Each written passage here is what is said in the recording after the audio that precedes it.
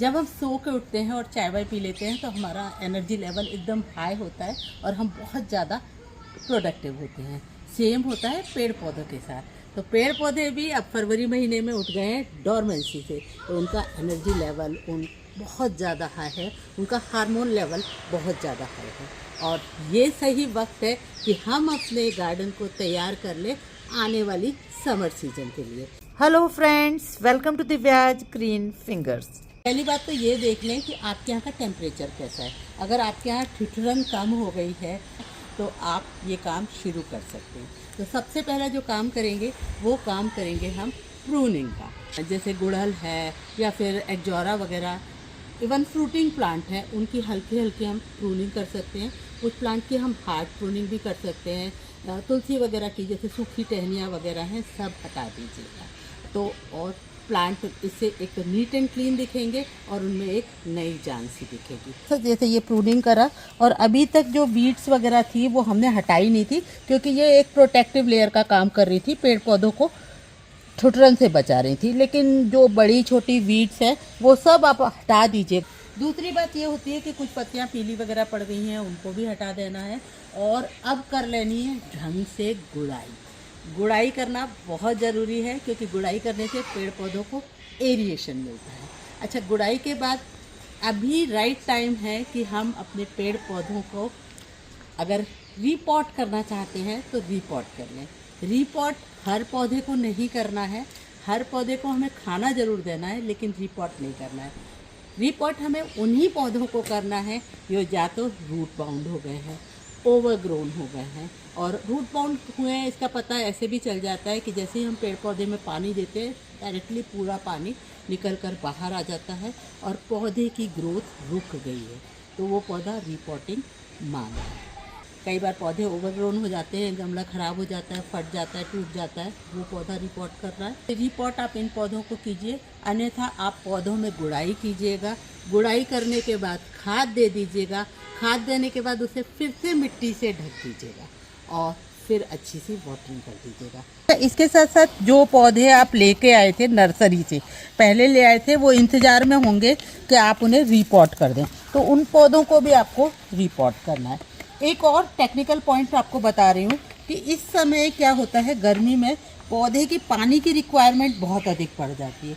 तो जो सर्दी होती है उस सीज़न में मैं करती हूँ, पौधे में मिट्टी काफ़ी ऊपर तक भर के रखती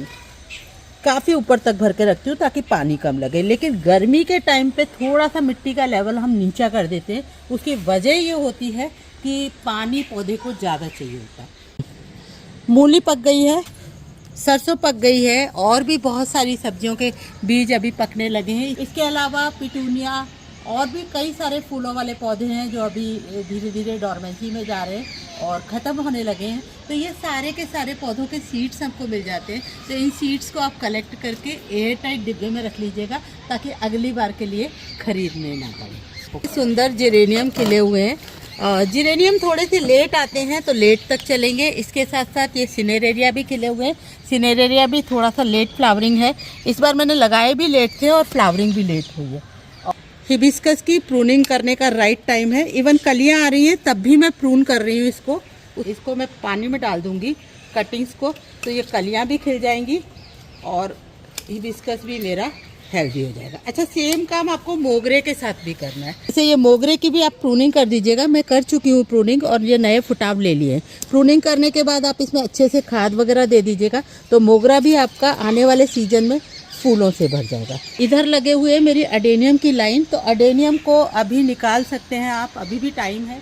आप निकाल के उनको थोड़ी दिन के लिए, 8-10 दिन के लिए उनकी रूट्स को सुखा दीजिएगा किसी भी अच्छी जगह पे, और उसके बाद अडेनियम को आप फिर से रिपोर्ट करिएगा, तो भी अडेनियम आपके बहुत अच्छी फ्लावरिंग के लिए तैयार हो गए हैं। अडेनियम की फ्लावरिंग के लिए अडेनियम का जो सॉइल मिक्सचर चाहिए होता है वो मैंने ऑलरेडी वीडियो बनाया है, उसे आप चेक कर सकते हैं। और अडेनियम फिर से ये देखिएगा नया फुटाव लेने लगे हैं और नए फुटाव के बाद ये फिर से तैयार हो गए।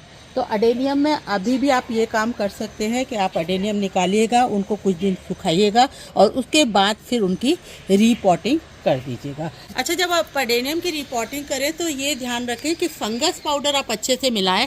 साफ़ करके मैं मिलाती हूँ क्योंकि अडेनियम में और कोई समस्या नहीं आती सिवाय इसके कि इसकी जो इसमें जो है वो फंगस लग जाती है।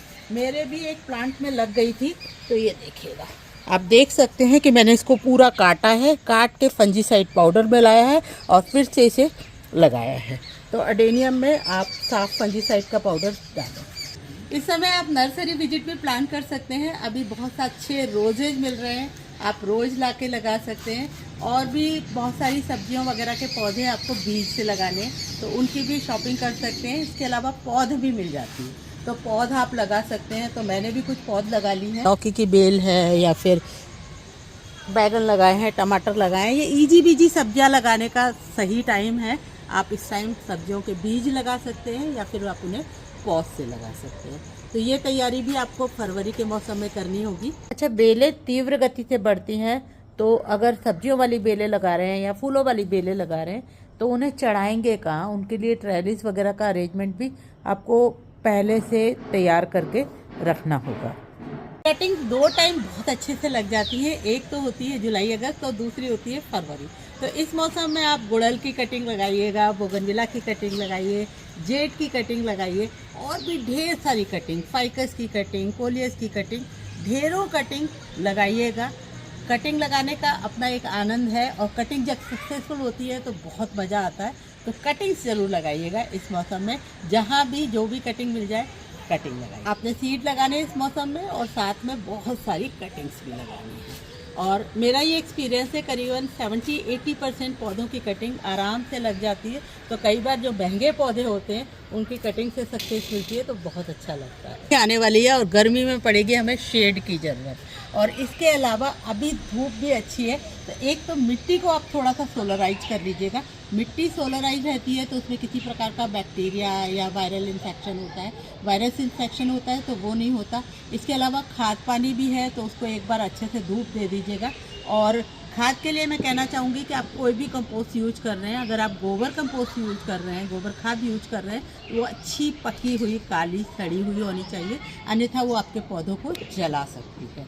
घर का बना कंपोस्ट यूज कर सकते हैं। इसके अलावा मैं तो अपने जितना भी ग्रीन वेस्ट घर से निकलता है, गार्डन वेस्ट निकलता है, वो सारा का सारा गमलों में एज इट इज भर देती हूँ और उन्हें इस्तेमाल करती हूँ। बड़े बड़े साइज़ के पॉट्स में भी ज़्यादातर जो है वो सूखी पत्तियाँ वगैरह भरी हुई रहती हैं, तो ये धीरे धीरे मिट्टी में और खाद में कन्वर्ट होती रहती है और रिजल्ट्स हमें बहुत ही उम्दा मिलते हैं। अभी सही टाइम है कि आप गार्डन मेंटेनेंस कर लें। अगर आपको गमले की पुताई करनी है और या फिर गार्डन में नेट लगानी है तो उसके लिए भी आप अभी से अरेंजमेंट कर लें। कोई शेड वगैरह बनाना है, क्योंकि जैसे जैसे गर्मी बढ़ती जाएगी, स्प्रिंकलर लगाने हैं या फिर कोई और भी रिपेयरिंग वगैरह के छोटे मोटे काम है, तो this is the right time, क्योंकि मौसम बहुत प्लीजेंट है और अभी हमें लेबर वगैरह भी आसानी से मिल जाती है। जब गर्मी आती है तो बहुत भरी गर्मी में इस तरह के काम की लेबर मिलना थोड़ा सा डिफ़िकल्ट होता है। तो अभी से आप प्लानिंग करें, बजट बनाएं और उस काम को अभी से कर लें। लेकिन लॉन केयर का भी है, अभी राइट टाइम है। सर्दी के टाइम पे लोगों के लॉन ख़राब हो जाते हैं, तो वो लॉन नया लगवाना चाहते हैं तो इस टाइम में लगवा सकते हैं। और लॉन की अगर मोइंग कर रहे हैं तो एक सजेशन है कि बहुत बारीक तक नहीं ले जाएं, क्योंकि रूट को जैसे ही गर्मी लगती है वो लॉन ख़राब हो जाता है। तो लॉन की अगर कटिंग कर रहे हैं तो लॉन थोड़ी सी घास ऊंची ही रखें, एकदम अंदर तक उसकी कटाई ना करें। तो ये लॉन वालों के लिए सजेशन है। तो फ्रेंड्स, ये कुछ काम हैं जो गार्डन से रिलेटेड हैं, जो कि आप शुरुआत कर दें फरवरी के महीने से, क्योंकि काम करते करते भी वक्त लगता है। करीबन महीने 1.5 महीने में आपके ये काम निबट जाएंगे और आपका गार्डन हो जाएगा summer ready. Friends, I hope आपको मेरा ये वीडियो पसंद आया होगा, और अगर आपको मेरा ये वीडियो पसंद आया है तो इस वीडियो को लाइक कीजिएगा, कमेंट कीजिएगा, शेयर कीजिएगा और मेरे चैनल को सब्सक्राइब कर लीजिएगा। And a big thank you for watching this video till the end. Happy gardening!